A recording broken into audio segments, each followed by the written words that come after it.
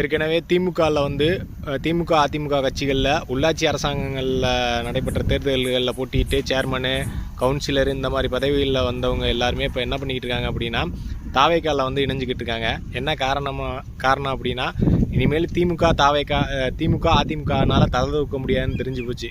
ஏன்னா அந்த அளவுக்கு வந்து இந்த 2-3 மாதத்துலேயே வந்து விஜய் ஓரளவு நல்லா செயல்பாடு வந்து அவரோட செயல்பாடுகள் நல்லா இருக்குது. அரசாங்க துறைகளில் ஊழலை ஓரளவு கம்மி பண்ணது எல்லாமே நல்லா இருக்குது. அப்படிங்கிறபோது மக்கள் வந்து தாவேக்காவை வந்து அதிகமாக வந்து லைக் பண்ண ஆரம்பிச்சிட்டாங்க. அப்படிங்கிறது தெரிஞ்சு இந்த திமுக அதிமுகவில் இருந்த ஊழல் பெருச்சாளிகள் எல்லாமே தாவேக்காவை நோக்கி படையெடுக்க ஆரம்பிச்சிருச்சு. அப்போ இப்படி இந்த ஊழல் பெருச்சாளிகள் எல்லாம் தாவேக்காவை நோக்கி படையெடுத்தாலும் அவங்கள சேர்த்துக்கிட்டு தலைவர் வந்து அவங்களுக்கு எந்த ஒரு பொறுப்பும் கொடுக்குறதில்ல, எந்த ஒரு வாய்ப்பும் கொடுக்க மாட்டாருன்னு நினைக்கிறான். அப்போ அப்படி கொடுக்காமல் இருந்தால் தான் இந்த தாவேக்காங்கிறது வந்து மக்கள் எதுக்காக விரும்பி ஓட்டு போட்டாங்களோ அதுக்கான ஒரு கட்சியாக இருக்கும். ஏன்னா இந்த சாக்கடைகளை எல்லாம் ஒழிக்கணுங்கிறதுக்காண்டி தான் மக்கள் ஓட்டு போட்டாங்க.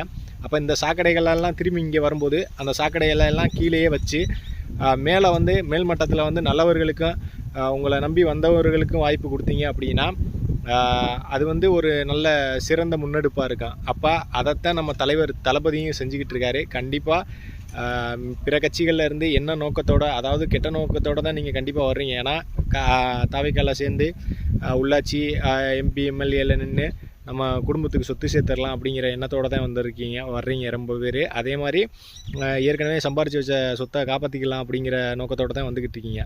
ஆனால் இது எல்லாமே நடக்காது. கண்டிப்பாக இன்னும் ஒரு வருஷத்தில் நீங்கள் எல்லாருமே வந்து சிக்குவீங்க உள்ள சோதனை வளையத்துக்குள்ள.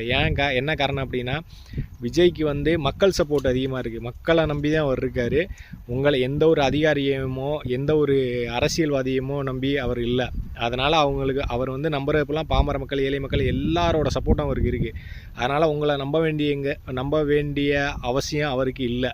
அப்போ உங்களையெல்லாம் நீ தப்பு பண்ண அப்படின்னு தெரிஞ்சுன்னா உங்களையெல்லாம் ஈஸியாக தூக்கி அடிப்பார். அதாவது இதுக்கு முன்னாடி ஜெயலலிதா எப்படி நீ தப்பு பண்ணினா உன்னை தூக்கி அடிச்சிருவேன் அப்படிங்கிற மாதிரி தலைவர் வந்து இப்போ அந்த இதில் செயல்பட்டுக்கிட்டு இருக்காரு. அப்போ நீங்கள் சம்பாதிக்கலாம், தாவேக்காவில் சேர்ந்து சம்பாதிக்கலாம், இல்லை காசு செலவழிக்காமல் ஜெயிச்சு வந்துடலாம் அப்படிங்கிற நோக்கத்தோடு வந்தீங்க அப்படின்னா காசு செலவழிக்காமல் ஜெயிக்கலாம். ஆனால் உங்களுக்கு அந்த வாய்ப்பு வழங்கப்படாது. நீங்கள் எல்லாருமே பெருச்சாளிங்கிறது அவர் வந்து லிஸ்ட் எடுப்பார். எல்லா மாவட்டத்துலையும் யாருக்கு கொடுக்கணும் அப்படிங்கிறத கண்டிப்பாக தலைவர் வந்து இந்த மாதிரி பெருச்சாளிகளுக்கெல்லாம், இந்த ஊழல் பெருச்சாளிகளுக்கெல்லாம் திருப்பி வாய்ப்பு எதுவும் கொடுத்துடக்கூடாதுங்கிறது தான் என்னோடய தாழ்ந்த கோரிக்கை. மக்களோட கோரிக்கையும் அதுதான். அதுபோல் நல்லவர்களுக்கும் திறமையான இளைஞர்களுக்கும் நீங்கள் வந்து முன்னுரிமை கொடுத்து வாய்ப்பு கொடுக்கணுங்கிறது என்னோடய வேண்டுகோள். ஏன்னா பல நல்ல இளைஞர்கள் வந்து காத்துக்கிட்டு இருக்காங்க மக்களுக்கு சேவை செய்ய.